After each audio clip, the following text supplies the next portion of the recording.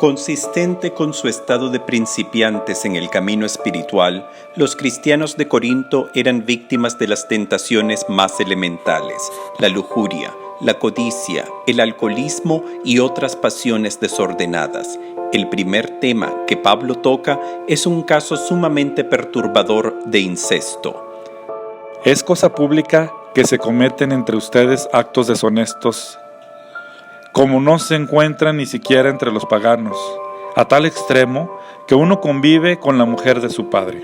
Entre los cristianos de Corinto, un individuo estaba viviendo abiertamente con su madrastra.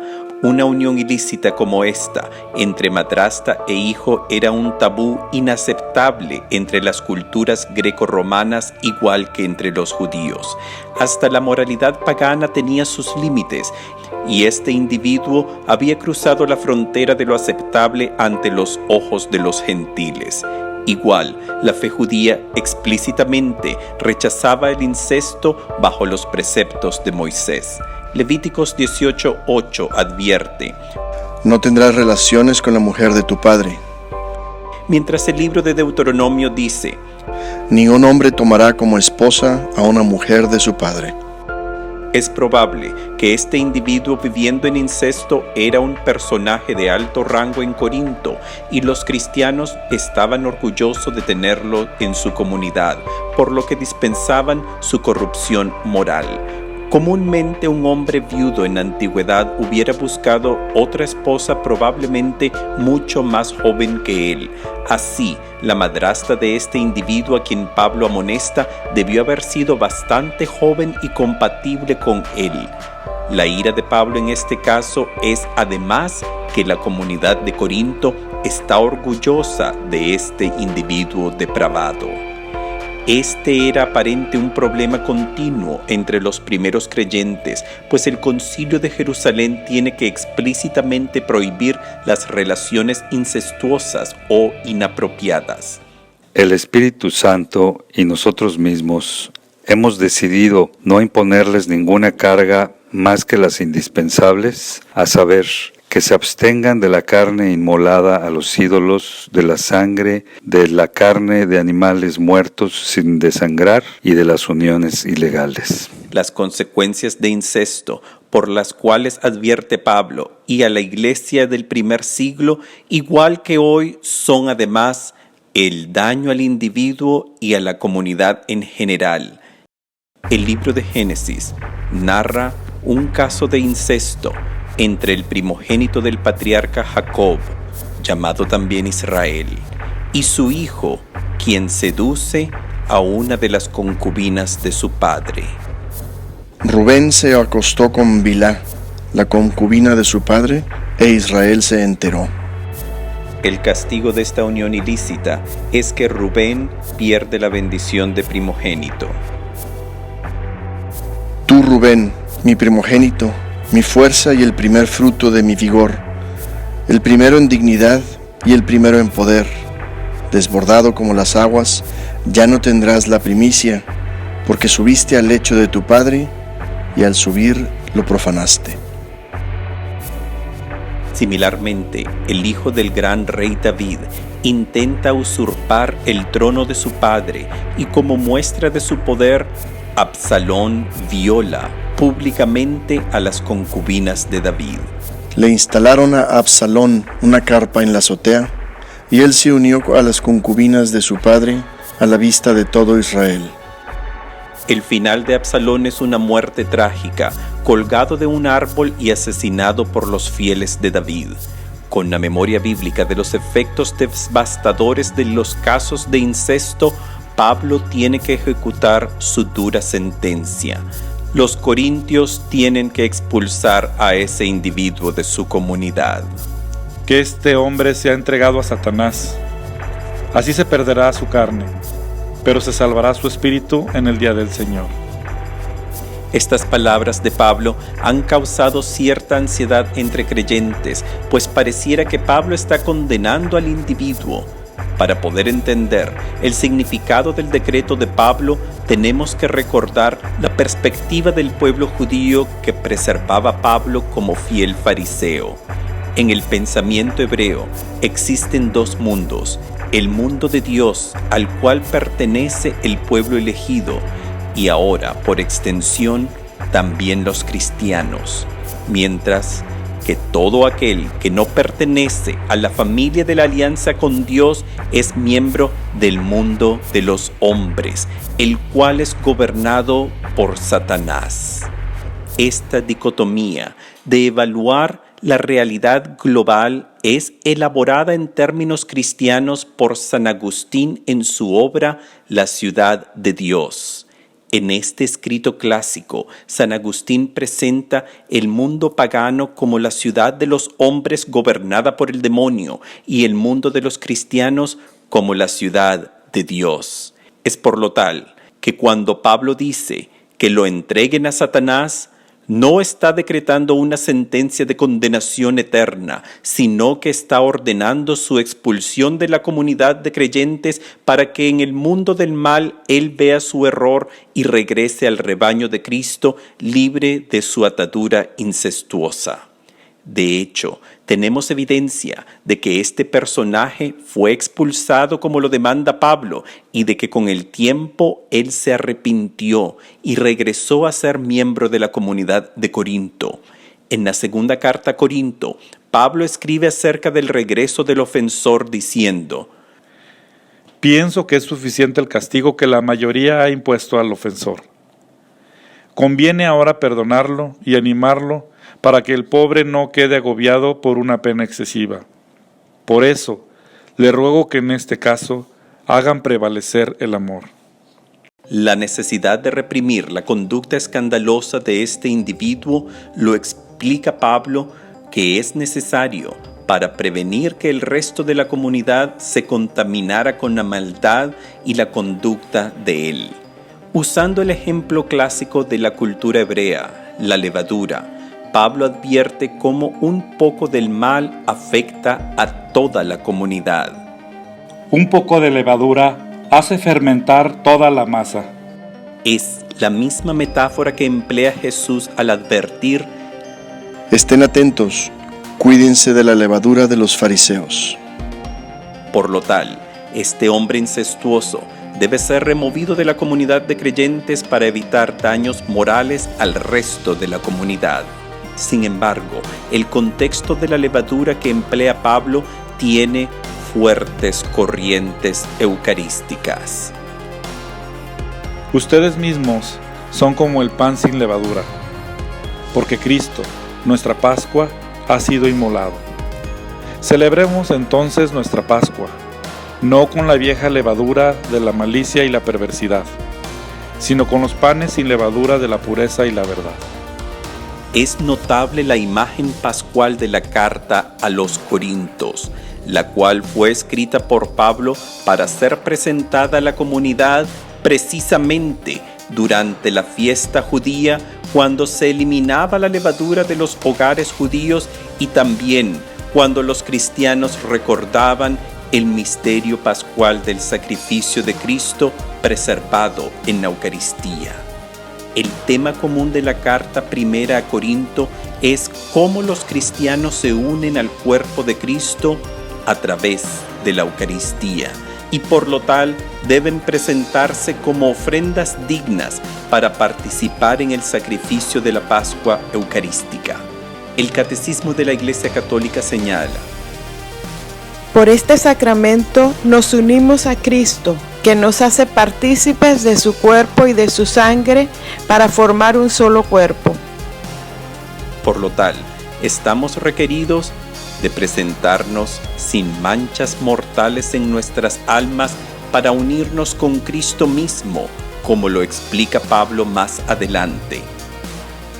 Que cada uno se examine a sí mismo antes de comer este pan y beber esta copa. Porque si come y bebe sin discernir el cuerpo del Señor, come y bebe su propia condenación. Así que al expulsar al individuo de la comunidad, Pablo está realmente actuando como un padre misericordioso, pues si el hombre incestuoso continúa dentro de la asamblea, éste continuará también con acceso al sacramento eucarístico. Dado su estado de pecado mortal al convivir abiertamente con la esposa de su padre, él se expone a la condenación eterna al recibir la Eucaristía indignamente. Por lo tal, Pablo recomienda expulsarlo para así separarlo del pan eucarístico que le traería la muerte en vez de las gracias de Dios. Es el mismo protocolo que emplea Dios Padre después de la caída de Adán y Eva al expulsarlos del paraíso. Lo que parece inicialmente un castigo severo es en verdad un acto de misericordia, pues si Adán ha permanecido en el Edén, él hubiera tenido acceso al árbol de la vida y hubiera podido vivir sin fin, pero bajo el peso del pecado. Por lo tal, Dios lo expulsa para que así pueda experimentar la muerte física, pero eventualmente salvar su alma. Es lo que Pablo alude cuando explica la razón de la expulsión del hombre incestuoso. Así se perderá su carne, pero se salvará su espíritu en el día del Señor. El tema de la expulsión de este individuo establece la base bíblica de una de las herramientas más severas de la Iglesia Católica, la excomunión. En casos de abierta rebeldía y extrema hostilidad hacia las enseñanzas apostólicas, el magisterio católico puede invocar el derecho de excomunión donde los sacramentos eucarísticos son negados a la persona. El Catecismo de la Iglesia Católica explica: ciertos pecados particularmente graves están sancionados con la excomunión, la pena eclesiástica más severa que impide la recepción de los sacramentos. Históricamente, este paso extremo ha sido usado muy pocas veces, pero en la calamidad moral del mundo moderno, el papel de la excomunión ha tomado una importancia prominente de nuevo.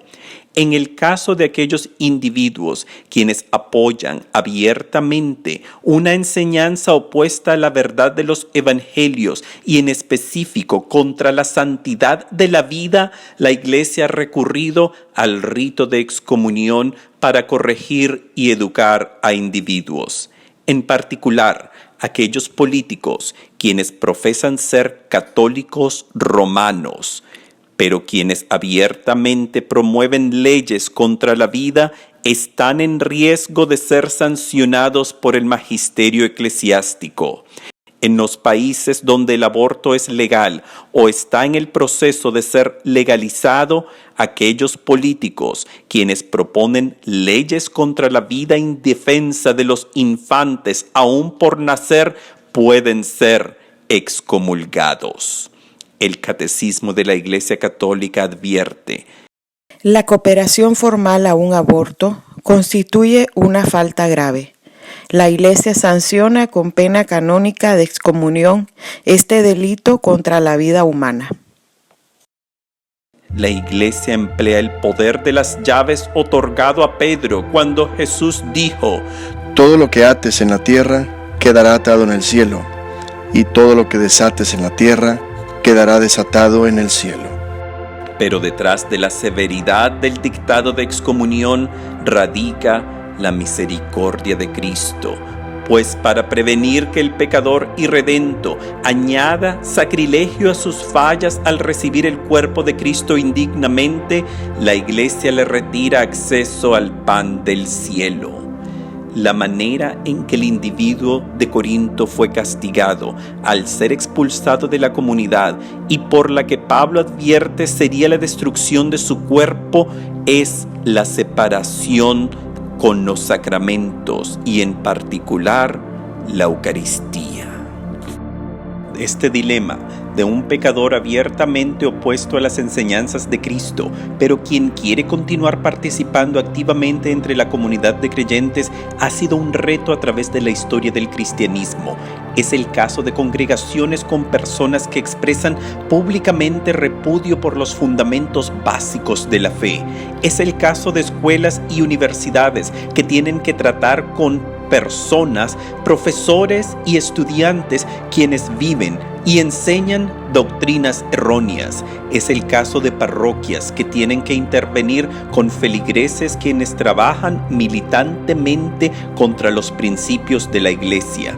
El cristiano en particular está llamado a ser un agente de la misericordia y no juzgar a sus hermanos, pero en las palabras paulinas, la comunidad colectiva debe usar prudencia en restringir la influencia de los agitadores y malos ejemplos dentro de las congregaciones.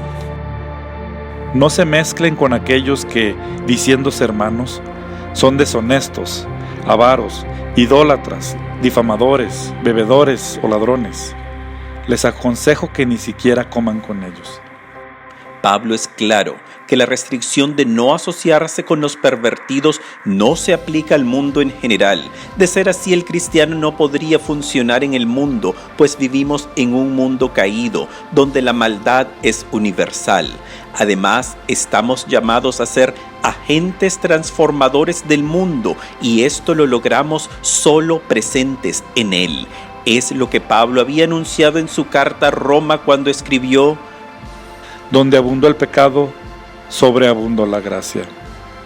Pablo está enfatizando la virtud de prudencia e intentar de preservar la moralidad de las comunidades cristianas para que los corruptos no arrastren al resto de los creyentes.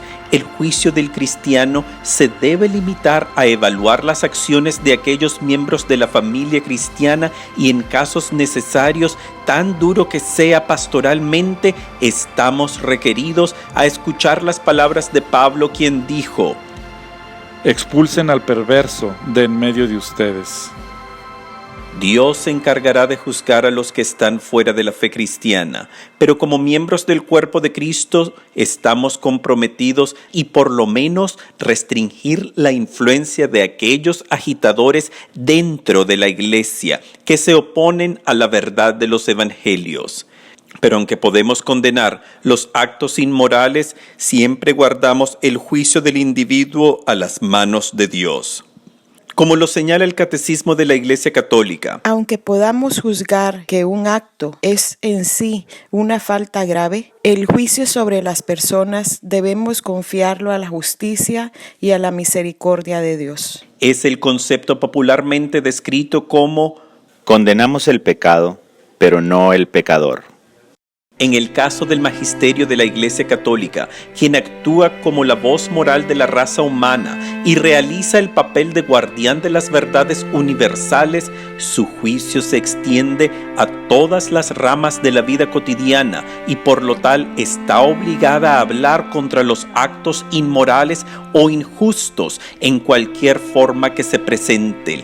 El Catecismo señala: pertenece a la misión de la Iglesia emitir un juicio moral, incluso sobre cosas que afectan al orden político, cuando lo exijan los derechos fundamentales de la persona o la salvación de las almas. La Iglesia no puede callar ante las perversiones de cada generación y por lo tal, la voz moral de Roma resuena en cada nuevo siglo bajo la autoridad garantizada en las Sagradas Escrituras, como en esta sección de la carta primera a Corinto de Pablo. El siguiente tema que expone Pablo es una vergüenza entre los cristianos: las demandas dentro de la comunidad de creyentes. Algunos corintios aparentemente habían aprovechado la oportunidad de convivir en comunidad para encontrar víctimas a quien estafar. Pablo escribe: Ustedes mismos son los que cometen injusticias y defraudan a los demás. Para resolver los conflictos internos, los cristianos acudían a los tribunales romanos.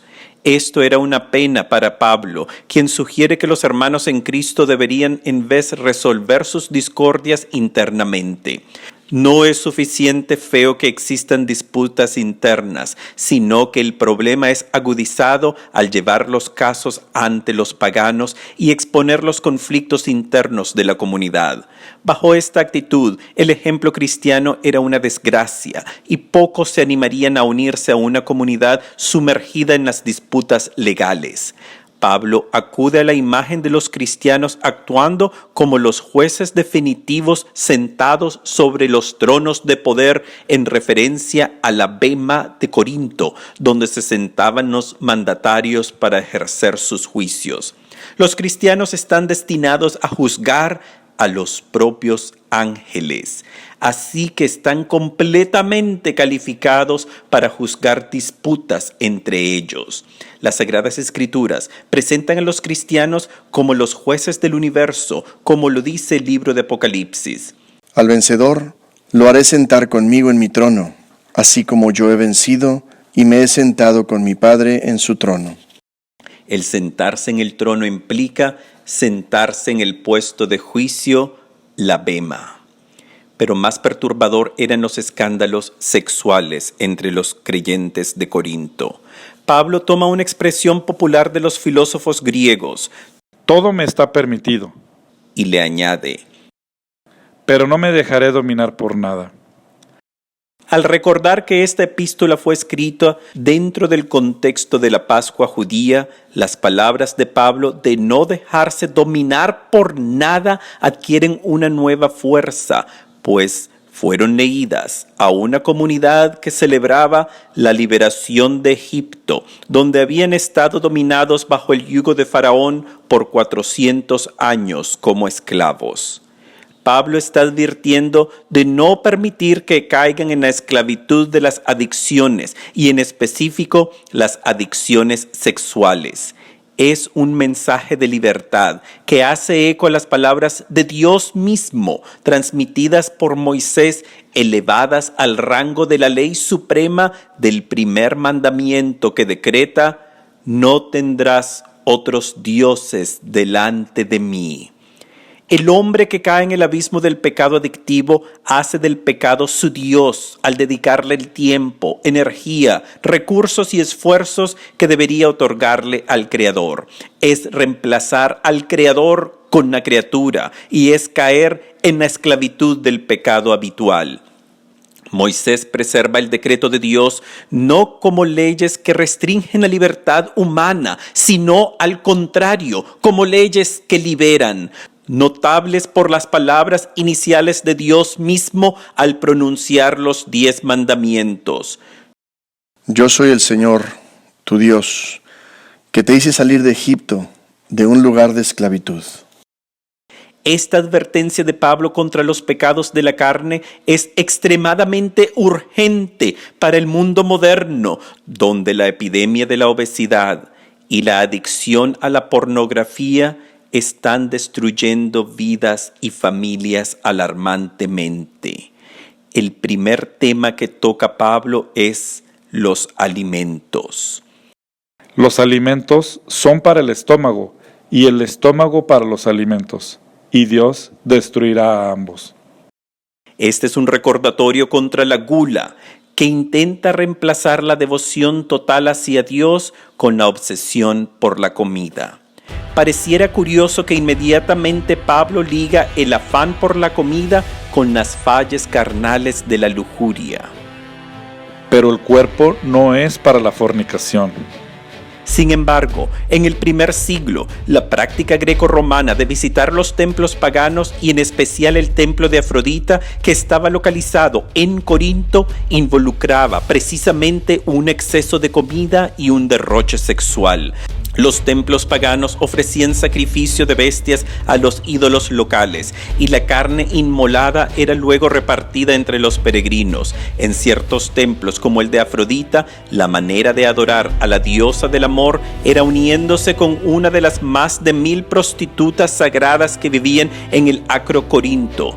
Además de una gustosa comida de carnes seleccionadas, el visitante al templo de Afrodita se reclinaba en un sofá donde comía la carne de los sacrificios y que luego servía como la cama donde la prostituta o prostituto ofrecía sus servicios. Aún hoy en día, los pecados de la carne, la lujuria y la gula están íntimamente ligados, como lo testifican los miles de cabarets y centros nocturnos que ofrecen entretenimiento para hombres adultos con una amplia selección de alimentos y también la compañía de mujeres. Es parte de la condición caída de la raza de Adán, que el cuerpo sirve como el enfoque de los pecados más bajos, la gula y la lujuria. Esta falla es poéticamente presentada en el libro de Génesis como una de las 3 cualidades de la fruta prohibida, la cual es descrita como apetitoso para comer. Tan íntimamente están ligadas las fallas carnales de la lujuria y el estómago que desde eras remotas los maestros espirituales han recomendado que para combatir la debilidad de la lujuria el instrumento de guerra es el ayuno. Pablo amonesta a los corintios diciendo: ¿No saben acaso que sus cuerpos son miembros de Cristo? ¿Cómo van a tomar los miembros de Cristo para convertirlos en miembros de una prostituta? De ninguna manera. ¿No saben que el que se une a una prostituta se hace un solo cuerpo con ella? De nuevo, Pablo emplea el lenguaje que apunta hacia el misterio eucarístico, donde nuestros cuerpos se unen de una manera real con el cuerpo de Cristo. Más adelante en esta carta, Pablo aclara con mayor detalle el banquete eucarístico en contexto y contraste al banquete pagano, específicamente señalando las prácticas del templo de Afrodita en oposición al banquete del Cordero de Dios. Eviten la fornicación. Cualquier otro pecado cometido por el hombre es exterior a su cuerpo, pero el que fornica peca contra su propio cuerpo. Y para enfatizar su postura contra la prostitución sagrada de los templos paganos, Pablo emplea de nuevo la metáfora del cuerpo como el templo del Espíritu. ¿O no saben que sus cuerpos son templo del Espíritu Santo, que habita en ustedes y que han recibido de Dios? Es notable que la imagen del cuerpo humano como un templo de Dios hubiera resonado entre la mente de los creyentes como un sitio santo, como lo era el templo judío. Ser templo indica ser también sacrificio, y la ofrenda debe ser pura, y precisamente al ser seleccionado como ofrenda digna de un templo, el cuerpo humano está separado de la corrupción del mundo. Pablo señala que ahora no nos pertenecemos, pues hemos sido comprados por la sangre de Cristo. El mensaje que no nos pertenecemos invoca el tema matrimonial, que expande Pablo más adelante y que repite en su carta a los Efesios. La mujer no es dueña de su cuerpo, sino el marido. Tampoco el marido es dueño de su cuerpo, sino la mujer. Pero detrás de esta imagen matrimonial corre la visión espiritual de la carta, la unión eucarística, donde experimentamos el matrimonio místico entre Dios y su creación.